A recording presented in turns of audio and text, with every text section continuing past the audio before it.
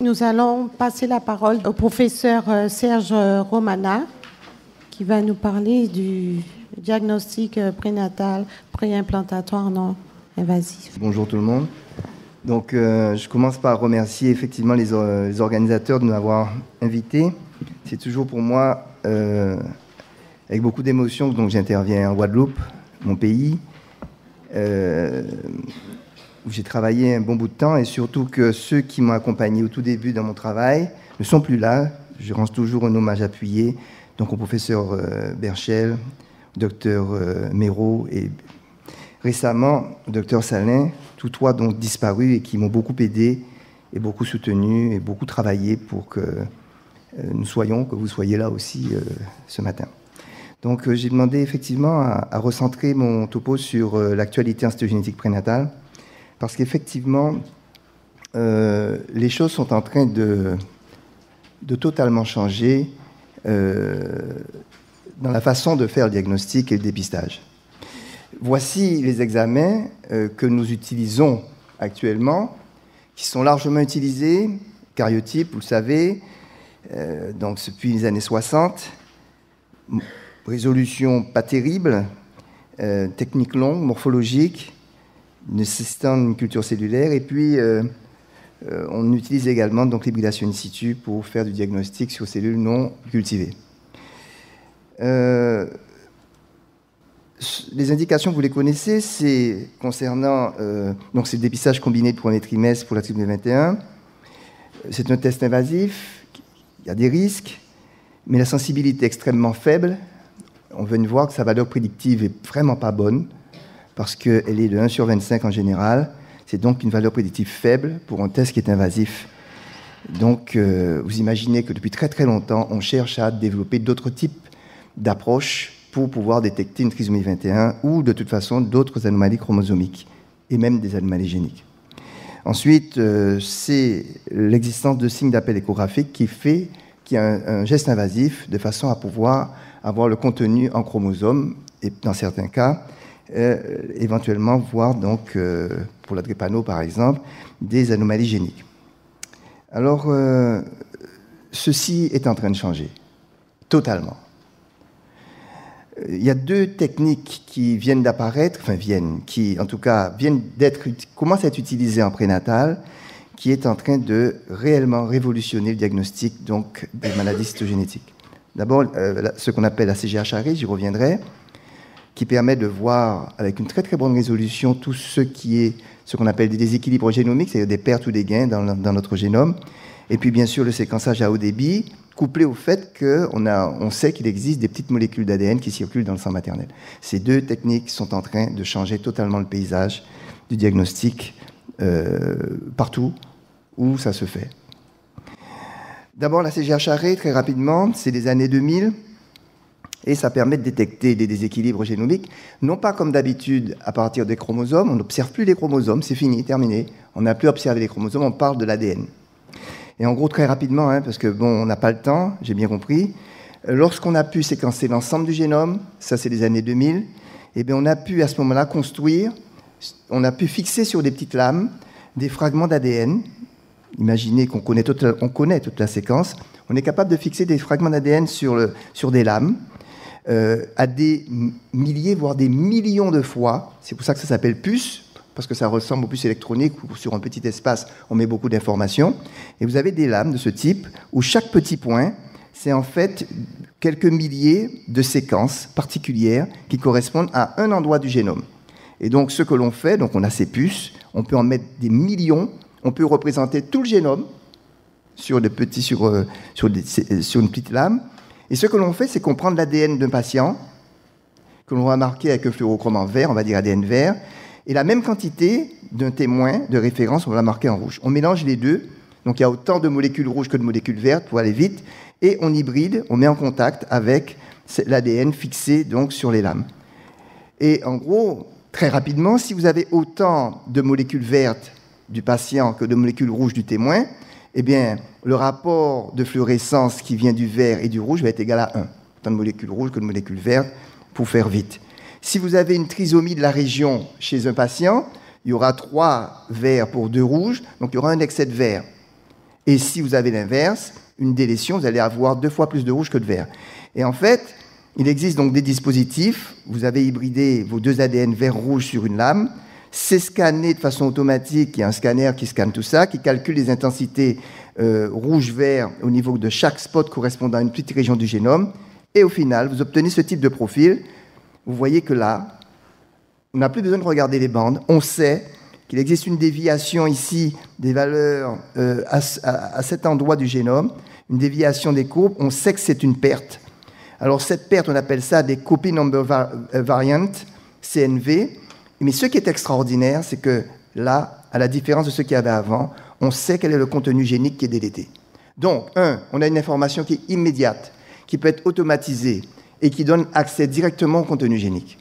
Ça n'a plus rien à voir avec la cytogénétique classique. Nous ne travaillons plus sur des chromosomes, les techniciens travaillent sur des ordinateurs. Et c'est ce type de profil qu'ils ont. Et là, tout le processus peut être automatisé. Un karyotype normal, on rend ça en 5 secondes, puisque l'appareil nous dit qu'il est normal. Point trait. Donc, on change totalement de monde. Avec ce type de technique, on est capable, avec ce type de technique, aujourd'hui, en postnatal, de détecter 15 à 20% d'anomalies en plus que ce qu'on est capable de détecter avec un karyotype en haute résolution. Donc, 15 à 20% de plus, on est capable de faire une corrélation de génotype et phénotype de façon moléculaire, c'est automatisable, mais ça ne voit pas les anomalies équilibrées. Mais les anomalies équilibrées, comme des translocations totalement équilibrées, qui sont liées au phénotype que la personne a, parce que ça casse dans un gène, c'est 1 sur 30 000. Donc, c'est secondaire. Deuxièmement, ça peut ne pas avoir des mosaïques faibles également. Toute technique a une limite. On accepte ces limites parce que ça nous donne des avantages considérables en termes d'informations qui sont données. Et puis, il y a une question qui est importante, en particulier en prénatal, c'est ce qu'on appelle les vous, c'est-à-dire les variants de signification inconnue, puisqu'on tombe sur des petits remaniements dont on ne sait pas à coup sûr si, effectivement, c'est en liaison ou pas avec le phénotype.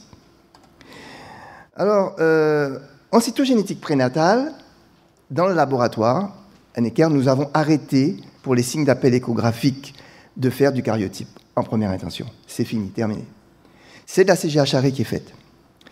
Donc, on a mis une résolution à 1,5 mégabase, 1,5 million de paires de bases. Le karyotype prénatal, c'est entre 5 millions et 10 millions de paires de bases. Donc là, vous avez une résolution beaucoup plus faible, évidemment. Nous avons construit des puces prénatales spécifiques, c'est-à-dire nous avons retiré là-dedans des régions dont les gains ou les pertes peuvent être associés à des anomalies neuropsychiatriques, parce que elles peuvent être associées, mais pas avec certitude, donc c'est un peu embêtant de dire cet enfant aura un autisme, donc il faut faire une IMG, où on donne, donc on ne fait pas, on retire ces régions pour ne pas être confronté à ce type de situation. Le gain de temps est considérable, comme je vous l'ai dit, c'est automatisable. Les limites, c'est celles que je vous ai dites précédemment. Je m'excuse, je vais un peu plus vite parce que je n'ai pas envie d'entendre tout à l'heure ce qui risque de se faire. Voici quelques cas. Patiente de 28 ans, ce sont des jumeaux. Voilà ce qu'on observe après la CGHRE. Ici, vous avez une perte de toute cette région du 18. On vérifie en hybridation in situ. Vous voyez qu'il y a un signal rouge avec une sonde de cette région, deux signaux verts, ce qui atteste la délétion. De toute façon, en karyotype, on l'aurait vu, elle est grande. Mais là, ce qu'on sait très précisément, c'est qu'il y a TCF4, qui est un gène donnant le Pitt-Hopkins syndrome, qui est catastrophique. Donc, le problème est réglé pour nous. Ça va très vite. L'information, on l'a en 3 jours et le problème est réglé. L'information donnée aux obstétriciens est simple. Voilà notre patiente. Vous voyez que là, le karyotype, c'est beaucoup plus compliqué. Pourtant, c'est une anomalie de 12 mégabases, mais la résolution du karyotype en prénatal peut être de 10 mégabases. Et là, on ne l'aurait pas vu. La CGHRE nous permet de voir la délétion de façon non ambiguë. On la précise ici. C'est une délétion de 12 mégabases. En 8Q2 1.31, on a le contenu génique. Pas de problème. Là aussi, c'est simple. Mais là, à différence de tout à l'heure, on ne l'aurait pas vu au karyotype. Si l'anomalie est plus petite, c'est encore pire. Et puis là, c'est très intéressant. Là, on a une patiente. On ne va pas revenir sur les signes. Donc, l'obstétricien, il est devant ce problème. Le karyotype, là, n'aurait rien vu. Par contre, en CGHRE, on voit qu'il y a un excès de points qui dévient, pas totalement, mais qui dévient par rapport au point rouge. En fait, on est devant une trisomie 9 en mosaïque.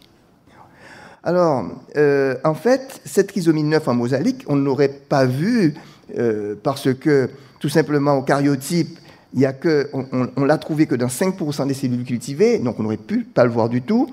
Dans 20 mitoses, ça n'a pas du tout été détecté. On l'a détecté par hybridation in situ.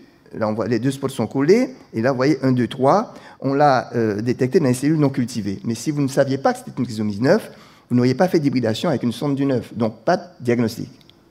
D'accord? Donc, en gros, sur 300 fœtus de 2014, on a détecté 18 anomalies. 4% auraient peut-être été vus au karyotype. 2% n'auraient pas été vus au karyotype. Et dans certains cas, il a fallu raisonner sur les gènes, etc., pour savoir est-ce que l'on considérait comme étant pathologique ou pas. Vous voyez immédiatement ici qu'on change de stade. 1, c'est automatisable. 2, on a un contenu génique. 3, on est beaucoup plus résolutif que le karyotype. Donc, on a arrêté le karyotype en première intention devant des signes d'appel échographiques. Premièrement. Première révolution. La deuxième révolution, évidemment, c'est le diagnostic prénatal non invasif précoce de la trisomie 21. Première notion, il existe de l'ADN fœtal qui circule dans le sang maternel. Il existe de l'ADN, des molécules d'ADN de la mère qui circulent dans le sang maternel. Ça vient de l'apoptose cellulaire. Vous avez des petits fragments de 200 paires de bases qui circulent. Très bien. Ça a été, depuis 1997, ça a été mis en évidence par quelqu'un qui a beaucoup compté sur cette question, qui s'appelle Denis Lowe. En gros, il a été démontré que 5 à 10%, lorsqu'une femme est enceinte, 5 à 10% de l'ADN qui circule est fœtal. Fragmenté, venant de cellules en apoptose, présent dès cette semaine d'aménorrhée, concentration qui augmente au cours de la grossesse, disparaît quelques heures après l'accouchement. Ce n'est pas donc comme les cellules fœtales qui peuvent perdurer d'une cellule à l'autre. Donc là, il disparaît tout de suite, pas de problème.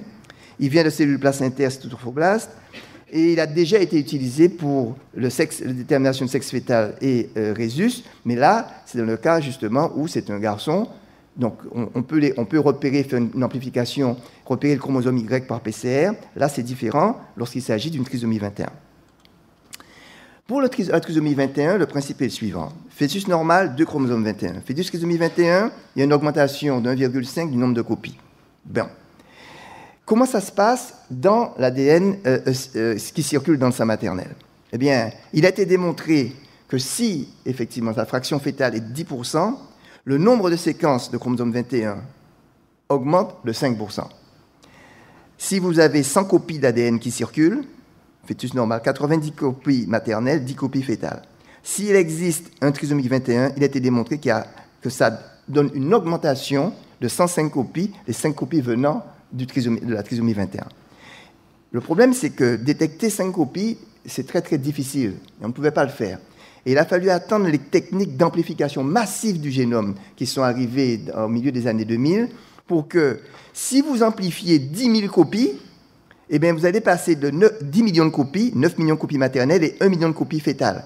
Et comme c'est 5% en cas de trisomie 21, vous aurez 10 500 000 copies et 1,5 million copies fœtales. Donc, vous pourrez à ce moment-là détecter la différence de 1 million à 1,5 million par les 500 000 de plus. Et là, aujourd'hui, avec les techniques massives de séquençage, on est capable de faire ça. Il y a un séquençage massif. Les molécules séquencées sont alignées sur un set de référence, une séquence de référence. On est capable, de façon informatique, à dire telle séquence appartient à tel chromosome. Donc, voilà, ça c'est 2008, 2 papiers qui disent qu'on est capable de faire ça avec les techniques de séquençage. Vous avez donc en fait des répartitions pour chaque individu de la part du chromosome 21 ou 1, 2, 3, voici tous les chromosomes. Vous voyez le chromosome 21 ici, l'ensemble des valeurs sont regroupées autour d'une ligne. Vous voyez 2 points ici, et c'est sur cette base-là que des logiciels ont été fabriqués après amplification et séquençage massif du génome pour pouvoir calculer, donc détecter la probabilité. C'est une probabilité, puisqu'on compare à la possibilité d'être normal et pas normal. On établit un seuil de probabilité qu'on appelle un Z-score. Et vous voyez ici, sur une population de 24 échantillons, sans maternelle, vous avez ces 2 individus qui ressortent très largement au-dessus de la ligne considérée comme la ligne de base où il y a peut-être 5% de faux négatifs. Eh bien, ces 2 individus sont des trisomiques 21. Vous voyez 2 choses là. Là encore, ce n'est pas un dosage hormonal dont personne n'est capable de dire quel rapport avec la trisomie 21 qui est utilisé. Ce sont des séquences du 21, premièrement. Deuxièmement, vous voyez qu'il n'y a pas besoin de reconnaître des chromosomes. Vous avez un calcul statistique qui vous indique où se trouvent des individus par rapport à une ligne de référence qui vous donne donc ce qu'on appelle un Z-score. La spécificité et la sensibilité, on n'est plus dans l'ordre des 85% du test combiné, on est de l'ordre de 100%. En tout cas, les premières études étaient de l'ordre de 100% spécificité, sensibilité. Elles sont en général aujourd'hui aux environs de 99%. Alors, évidemment, les limites, il y a toujours des limites. Tout d'abord, il y a un certain nombre de faux positifs, 0,1 à 0,2%, c'est pas beaucoup. Il peut y avoir des échecs de technique. Plus la femme, plus il y a une masse qui circule, donc si la femme est obèse, si elle a un BMI élevé, ça dilue les séquences, on peut être dans des difficultés. Évidemment, il y a tous les problèmes techniques de non-amplification, etc. Mais globalement, on a commencé en avril, on n'a pas de difficulté. Techniquement, c'est une question qui est réglée. Donc, évidemment, ceci n'est qu'une détection. Une fois que vous avez détecté, il faut faire un karyotype parce que c'est le karyotype qui reste le seul test où on voit effectivement qu'il y a une trisomie 21. Donc, c'est un test de dépistage très fiable qu'on appelle dépistage prénatal avancé non invasif de la trisomie 21.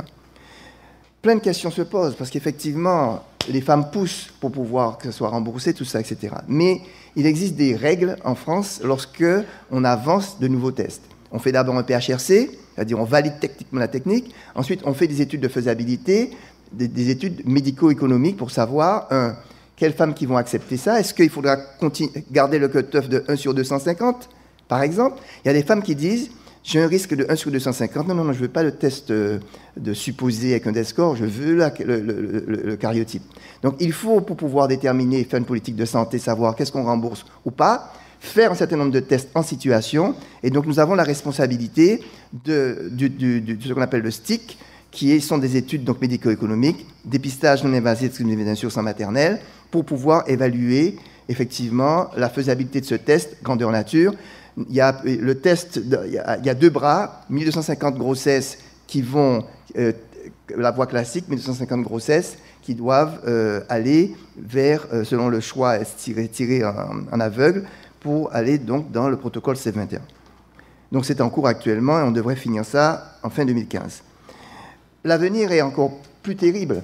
L'avenir, c'est que c'est carrément le karyotype qui peut être fait, qui sera fait par voie non invasive, mais également, c'est le séquençage de certaines pathologies donc géniques qui va être fait par test non invasif.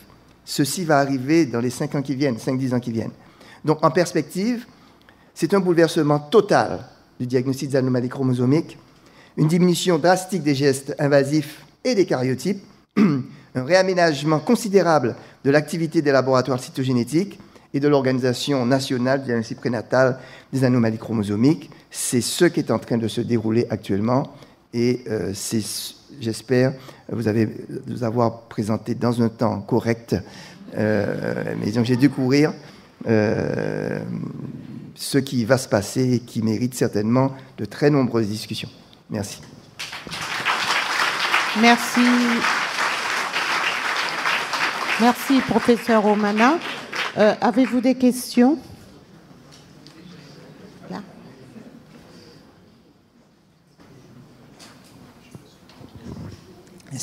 J'aimerais savoir comment tu articules les deux tests, le CGHR et le diagnostic préimplantatoire non invasif des anomalies chromosomiques. Comment tu articules ces 2 tests? Alors, la CGHR, ça va être pour signe d'appel échographique.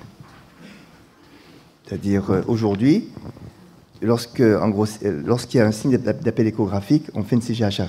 On ne fait plus de karyotype en première intention. Plus de karyotype. Est-ce qu'on continue à faire le dépistage classique au premier trimestre de la trisomie 21?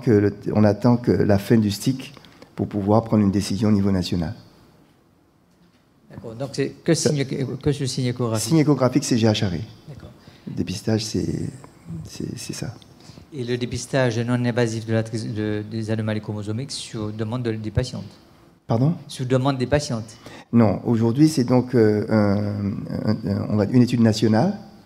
Et donc, on propose aux patientes systématiquement d'être dans cette étude nationale. Elles ont le choix entre... si elles participent à l'étude, qui est en cours là, actuellement, elles sont tirées au sort. Soit donc elles vont dans le test non invasif, soit elles suivent le chemin invasif.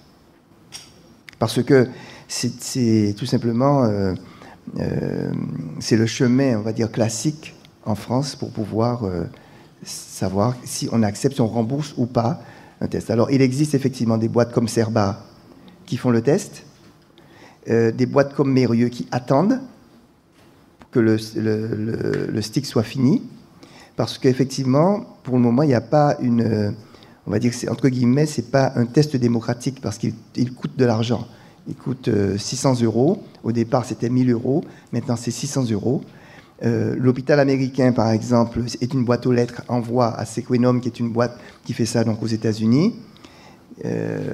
Donc, il faudra très rapidement harmoniser tout ça et avoir une politique de santé. Donc, nous devons finir donc, ce stick pour pouvoir donner des conclusions. Mais ça pose, tu imagines, des problèmes considérables. Puisque une fois qu'on fait ça, qu'on applique les deux, CGH-Arrêt, qui diminue le nombre de cariotypes, test non invasif pour le dépistage de la trisomie 21, eh bien les laboratoires de cariotypes auront de grosses difficultés.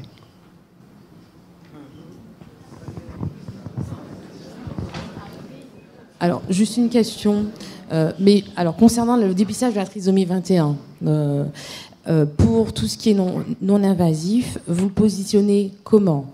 En deuxième intention pour toutes les patientes qui ont des risques élevés ou pas ? Alors, voilà. Aujourd'hui, le test, c'est à partir d'un dessus, ce sont les femmes qui sont à risque. Voilà. Pour le moment.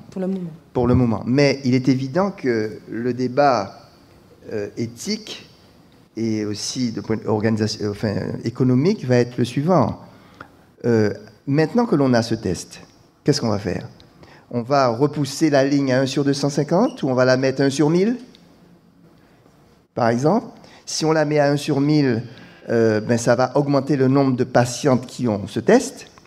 Peut-être augmenter, je ne sais pas dans quelles conditions, le nombre de cariotypes induits, parce qu'on va rattraper des trisomiques 21 qu'on ne voyait pas du fait de la sensibilité relativement faible du risque combiné. On va donc rattraper.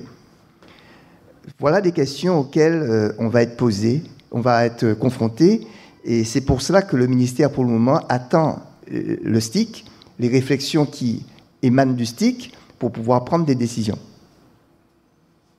Merci beaucoup pour votre excellent exposé. Docteur Galandi, gynécologue. J'ai un défaut, c'est que je suis gynécologue. Mon gros défaut. C'est quoi ? J'ai pas compris le défaut. Voilà. Je suis gynécologue. Voilà. Et ici. C'est quoi le défaut ? Donc, c'est que je suis gynécologue. Voilà. Ah. Donc. Tout le monde ne peut pas être parfait, c'est vrai. Je serai bref, mais disons que je pose la question ici à mes confrères, notamment à professeur Janqui. Alors, d'une part, faut-il informer toutes les patientes actuellement que l'on soit en consultation que ce test existe ? Faut-il prescrire ce test et comment le prescrire à celles qui le demandent ? Troisième question, c'est quelle attitude vis-à-vis des patientes qui ont un risque à 1 sur 250 ? Est-ce qu'il ne faudrait pas leur proposer d'emblée ce test plutôt qu'une amniosynthèse qui comporte, comme vous le savez, des risques de fausses couches non négligeables. Donc il y a un aspect médico-légal important, et pour l'instant, nous sommes dans une période d'incertitude. Voilà, je voudrais simplement avoir l'avis de confrères éclairés sur la question. Merci. Ben écoutez, moi je vais vous dire, finissons rapidement le STIC, et vos questions auront leur réponse. Mais il faut finir le STIC au maximum. Parce que plus les gens vont tirer à droite, à gauche, et plus on n'aura pas de réponse. Il y a un certain nombre de questions auxquelles on ne peut pas répondre et qu'il faut justement, par exemple, le comportement des femmes est très très variable par rapport à ça. Moi, je pensais que les femmes allaient se précipiter, mais certaines se précipitent, d'autres ne se précipitent pas du tout. Elles préfèrent avoir un cariotype, parce que c'est de la certitude. il y a des gens qui ont les formations, il y a des femmes qui ont les formations et qui demandent. Moi, je pense que dans ces cas-là, on peut accéder parce qu'elles demandent. Mais je ne suis pas sûr qu'il faille proposer à tout le monde dans l'immédiat parce qu'il faut payer le test et le test coûte cher et c'est pas remboursé. Donc, comme disait Serge Romana, il vaut mieux attendre que ce soit terminé. Et à ce moment-là, il y aura un débat, forcément un débat politique national. Au plan national, pour savoir qu'est-ce qu'on rembourse et quelle est la valeur de chaque test et qu'est-ce qu'on rembourse. Et je pense qu'il faut attendre ce moment-là et ne pas se précipiter. Nous avons quelques demandes. Quand il y a des demandes, nous accédons aux demandes. Mais nous disons aussi les risques du test et le fait que ce test ne soit pas remboursé. Dernière question, au fond.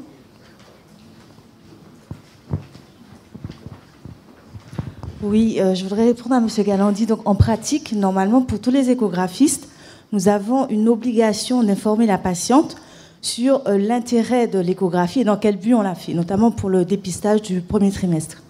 Donc, on se doit, normalement, puisque la patiente doit signer un document qu'elle a été informée, qu'on fait l'échographie à la recherche du dépistage, on mesure la nuque et qu'on propose, on doit parler ensuite des différents dépistages, donc les 3 stratégies. Et normalement, il me semble, enfin peut-être que les confrères vont me contredire, qu'on doit aussi leur parler de toutes les techniques actuelles qui existent, donc notamment le dépistage non invasif de la trisomie 21. On en parle, on ne propose pas. Enfin, on doit les informer, c'est une information éclairée. Et à la fin, avant de commencer l'échographie, elles doivent signer un document disant qu'elles ont bien été informées de l'intérêt de l'échographie et du dépistage de la trisomie 21 dans son intégralité. Est-ce que les gynécologues dans la salle sont d'accord avec ça ou pas? Normalement, on doit faire les patientes signer avant de commencer à réaliser l'échographie du premier trimestre.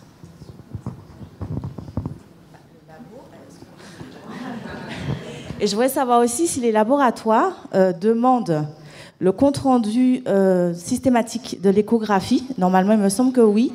Et il y a effectivement sur les listes du laboratoire Espion, nous avons le consentement éclairé, comme quoi la patiente a été informée, mais normalement, avec le compte-rendu échographique, le gynécologue doit aussi inscrire qu'il a informé la patiente, etc. Et la patiente doit vous signer « J'accepte, je certifie avoir reçu les informations et j'accepte de réaliser l'échographie du premier trimestre en vue du dépistage. » Enfin, il me semble. Souvent, les patientes arrivent au laboratoire et ce consentement éclairé n'est pas signé.